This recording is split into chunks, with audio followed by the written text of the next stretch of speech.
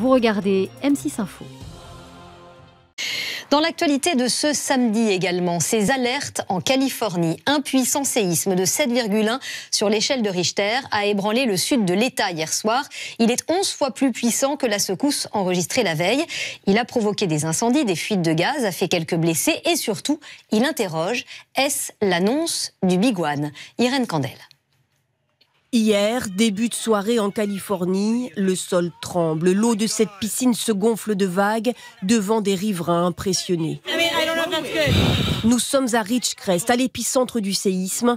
Dans les magasins, les produits ont été propulsés à terre. Ici, un faux plafond menace de s'écrouler. En fait, aujourd'hui, ça a été très puissant. Je dirais 2 ou 3 fois plus puissant qu'hier. Jeudi, le séisme qui a frappé la Californie était déjà de 6,4 sur l'échelle de Richter. Hier soir, il a atteint la magnitude de 7,1.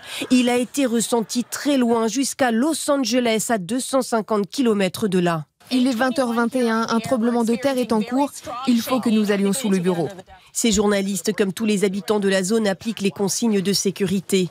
Le séisme a aussi été ressenti à Las Vegas, à près de 400 km de distance. Pendant ce match de basket de la NBA, on voit les câbles trembler. Dans les gradins, les spectateurs paniquent et cherchent à évacuer les lieux. La Californie doit-elle redouter le Big One, un tremblement de terre d'une puissance inégalée qu'a imaginé l'Institut américain de géologie sur cette animation? La région est traversée par la faille de San Andreas. L'État est à la jonction de la plaque américaine immobile et de la plaque pacifique qui remonte vers le nord à la vitesse moyenne de 5 cm par an.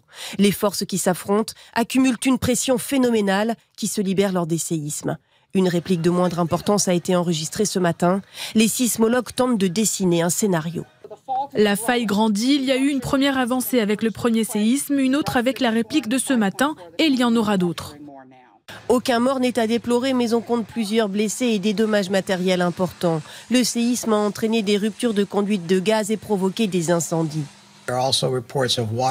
Il y a aussi des fuites d'eau, des coupures de courant, de lignes téléphoniques.